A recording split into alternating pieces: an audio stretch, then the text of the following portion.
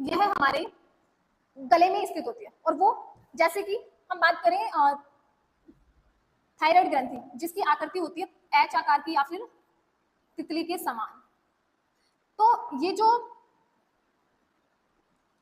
Thyroid ग्रंथि है, इसके कोनों पे, या हम बात करें इसके जो आंतरिक कोनों पे स्थित होगी, उसको हम बोलते हैं पैराथायराइड ग्रंथि। ये जो आंतरिक कोनों पे स्थित है, इसको हम बोलते हैं पैराथायराइड ग्रंथि। तो इसकी स्थिति की हम बात करें, स्थिति क्या होगी?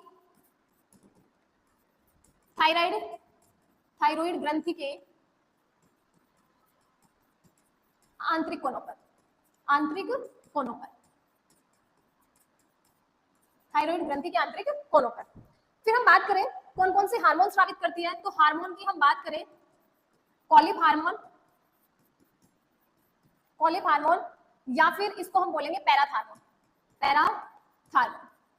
पैराथायराइड की ग्रंथि सीक्रेट करती है कॉलिक हार्मोन या पैराथायराइड। अब हम बात करें तो इसका फंक्शन क्या है?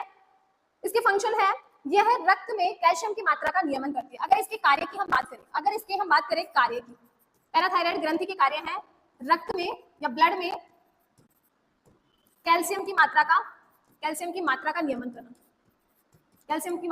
नियमन करना, या रेगुलेट करना। ब्लड के अंदर, यानी कि ब्लड के अंदर जो कैल्शियम है वो प्रॉपर बनाए रखना, ये काम होता है कोलिप या पैराथार्मोन का, जो कि पैराथायराइड ग्रंथि के द्वारा स्रावित होता है। नेक्स्ट हम बात करें, अगर रक्त में कैल्शियम की मात्रा कम हो जाए, या फिर हम बात करें कोलिप हार्मोन की कमी हो जाए हमारे ब्लड में, अगर हमारे ब्लड में कोलिप हार्मोन की कमी, कोलिप या पैराथार्मोन की कमी होगी, तो उसकी वजह से एक डिजीज होता है जिसको हम बोलते हैं टिटैनी रोग। अब टिटैनी रोग में क्या होगा भाई? हमने बोला कि कोलिक या पैराथार्मोन की कमी होगी, इसकी कमी से टिटैनी रोग होता है। और टिटैनी रोग में क्या होगा? रक्त में या ब्लड में कैल्शियम की मात्रा कम होगी, इसमें होगा ब्लड में कैल्शियम की कमी। और अगर ब्लड में कैल्शियम की कमी होगी तो इसकी वजह से मांसपेशियों में अकड़न आएगी। इस टिटैनी रोग की वजह से मांसपेशियां अकड़ जाती है, मांसपेशियां अकड़ जाती है या मांसपेशियों में अकड़ आती है।